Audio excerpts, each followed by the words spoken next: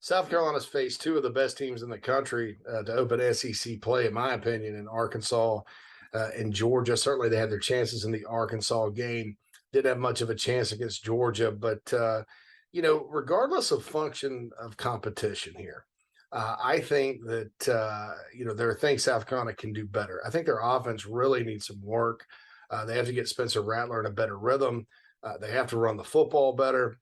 There's a lot to do, and they got Charlotte coming in this week. The 49ers are not what you'd call a defensive juggernaut. They can put points on the board, but South Carolina's got a lot to work out on the offensive side of the ball moving forward if they're going to compete with the Kentuckys and Texas A&Ms and Missouris and even the Vanderbilts of the world moving forward. I mean, this just simply can't continue, whether that's play calling, whether that's execution, whether that's simply blocking or blocking or running the right routes, whatever, whatever the category is, this offense has to get better. There's really no reason why it shouldn't be. Things like Juice Wells, who is sixth in the SEC in receiving yards, not getting a touch or a target on Saturday against the number one team in the country. That can't continue to happen if South Carolina wants to have the year that it's capable of. Defensively, there's a lot to work on too. The Gamecocks should be getting some players back this week that were injured against Georgia, but they've got to tackle better. They've got to get off the field better. They got to force some turnovers. The Gamecocks are really good at that last year. We all know that happens in waves.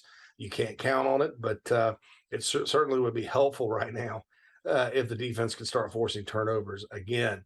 As I said, Charlotte's a really talented, good team offensively. They put 42 points on the board against Georgia State last week in an upset win.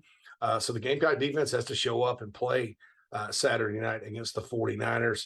And then the following week against SC State before Carolina gets back into it with a road trip to top 10 Kentucky on October 8th. These next two games are very, very important for South Carolina this year to get right. We call them the get right games.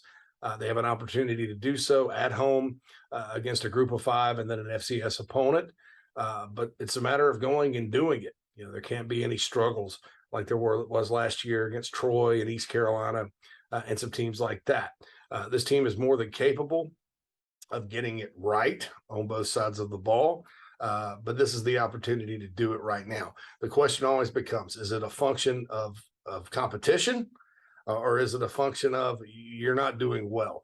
Right now with the Gamecocks 1-2 start, I think it's a little bit of both. And we'll see in the coming weeks which one weighs more heavily when you're evaluating this first 25% of the season for South Carolina.